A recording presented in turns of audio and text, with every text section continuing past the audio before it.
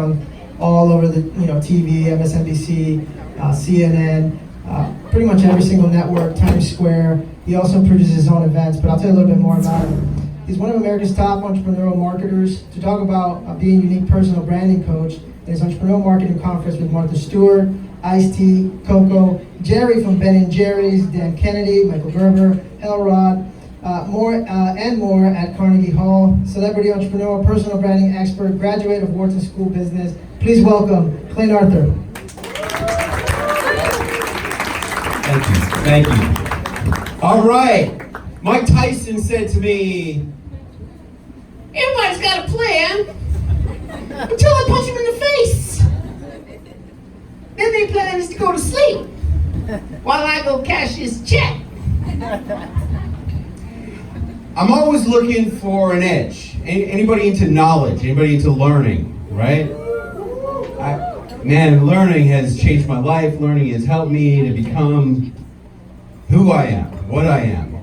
And really, I believe that who you are is more important than what you do.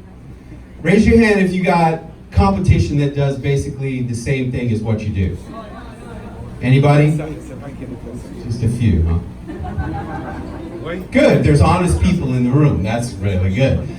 Because if you're selling products that are similar or equivalent to your competition, how do you stand out? The only thing that makes you stand out is you. Who you are.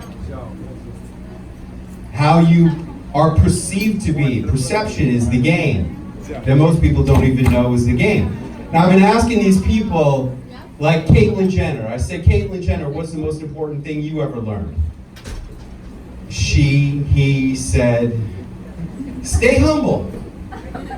That was shocking. Stay humble. Multiple gold medals from the Olympics. Starred in how many uncountable episodes of Keeping Up with the Kardashians? That Caitlyn Jenner, she says stay humble is the most important thing. Fascinating. What's really important to people. When I was at the Wharton Business School, anybody ever heard of the Wharton Business School? Right? When I was there, my best professor, he was this guy named Digby Baltzell. Anybody ever hear of the term WASP, White Anglo-Saxon Protestant? He invented that word in his book, Social Stratification in America. And he goes, this is something I wrote about in my book, what they teach you at the Wharton Business School. I've never talked about it at one of these conferences before. He goes, you know how you know if you've had a successful life? He goes, if by the time you die, you have one true friend, then you have led a successful life. That was the last lecture he gave in a 30-year career at Ivy League University. The last thing he left us with was just try to have a real friend. Now, that's been a guiding light for me. I took him to mean that what he was talking about was his wife. I was sitting there in the first row. Really, I was sitting there in the first row. I was looking at the guy right in his face, right in his eyes. What I took that to mean was, find somebody as your spouse, as your life partner, and have a real relationship with them. They talk about authenticity, right? Authenticity is the whole buzzword today. Being an authentic person. Well, how do you build an authentic life? One relationship at a time. And if you can't have a real, honest relationship with one person, one true friend, how are you going to have it with a whole army full of customers and loyal fans? Right? When I met Mick Jagger in the Rolling Stones, I said, Sir Mick, what's the most important thing you ever learned? This is the question I ask every single time. He goes, you can't always get what you want. But if you try, sometimes you might find you get what you need. That's what he said. And I know you guys didn't come here wanting to hear how, yeah, you got all these competitors who are doing the same thing as you, and you're the big difference. I know you didn't come here wanting to hear that the answer is not pushing a button on some black box. It's not the answer. There's no black box that's the solution to your problem. you're the solution to your problem. Who you are is the solution to your problem. And if you reverse engineer that, who you are is the problem. I know you didn't want to hear that. But sometimes you find you get what you need. What you need is to become a bigger who in the eyes of your customers and prospects. If you can change the way you're perceived to be, if they can see you as being more like Kim Kardashian, yeah. If they could see you being more like Kim Kardashian, you'd be selling a whole lot more lip gloss. And there's a whole lot of people selling lip gloss, but she's selling the most, selling it out. Kylie Jenner, rather, same thing. That's what you need. And that's really the solution that I've been working on. How do you do that? What do you do to become a bigger who? How do you become a bigger who in the eyes of customers and prospects? And there's some simple ways that I really like a lot. Who here has their own website? Raise your hand if you have a website. I thought there would be more people that would have. Didn't you think more people would raise their hand? I mean, really, everybody should have their own website. How about who has their own Instagram? Yes? Wow, interesting. I thought more people would have their own Instagram. How about Facebook? Who's marketing on Facebook? Very interesting. And LinkedIn, about the same. Right? Good. Those are all good things. Those are all things that everybody needs to be doing these days. Social media, obviously, right? How about going on TV? Who's going on TV in this room? Anybody else? One person over there and me. 2, 3, good. See the difference? One of my great teachers is a guy named Dan Kennedy. He's been a speaker. He makes millionaires. He's been the Millionaire Maker for over 42 years. He says, if everybody's doing something, don't. Who here has their own podcast? Let's see, podcasters in the room. Nobody? 1, 2, 3, good, see? The more you're doing stuff that people are not doing, the more different you are, and the easier it is for you to be perceived as being different, if not better. TV is a great way. You know what my favorite way? People say, what's your favorite way? What have I been doing up here? Just telling stories about celebrities. Celebrities are my favorite way. You want to become a celebrity? They say you're the average of the 5 people you hang out with, right? Who's heard that before? Right. You're the average of the 5 people you hang out with. Well, I've only told you about 5 people today. I told you about Digby Baltzell. I told you about Mike Tyson, Mick Jagger, Caitlyn Jenner, and Dan Kennedy. Those are the 5 people. Every one of those is millionaires. 3 of them are major celebrities that everybody knows who I'm talking about. That's the average. In the perception of this room of who I am, I'm the guy who's hanging out with those people. This is one of my favorite strategies. I call this celebrity storytelling. How do you raise your status in the eyes of customers and prospects? I say, hang out with celebrities as much as you possibly can and learn from them. Learn from celebrities who have learned about being successful entrepreneurs and marketers.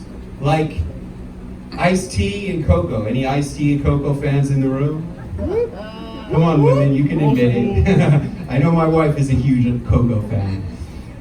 You know, Coco has a huge population of inmates who really are into her. But Ice-T was a grunt in the U.S. Army. He came out, he became a gangster, then a rapper, a Grammy Award-winning musical artist, a producer of multiple reality series, award-winning entertainer. He's on the same show on Law and Order for going on 20 years. Consistency is a very underappreciated aspect of success in business, being able to deliver a consistent product over and over and over. I'm really excited to find out from Ice-T and Coco, what is their view on how do you really thrive as an entrepreneur? They're going to be at my conference at Carnegie Hall, where I'll be learning from them. And then there's Martha Stewart. Are there any Martha Stewart fans in the room? Quite a few. Quite a few. Martha Stewart, how do you go from cell block 6 to selling your company for $600 million? How do you do that? I'd really like to know how you do that. How do you do that without losing your morale? How do you do that without saying, you know what, it was good while it lasted, but I blew it. I'm looking forward to hearing that from Martha Stewart. And then there's Jerry from Ben & Jerry's. Any Ben & Jerry's ice cream fans in the room? How do you take sugar and cream and mix it up in a vat in a gas station in Vermont and turn it into an international brand that is sold to Unilever products? How do you do that? These are the questions I want to know. Ladies and gentlemen, we are hosting a conference for entrepreneurs and marketers. It's called The Living Legends of Entrepreneurial Marketing.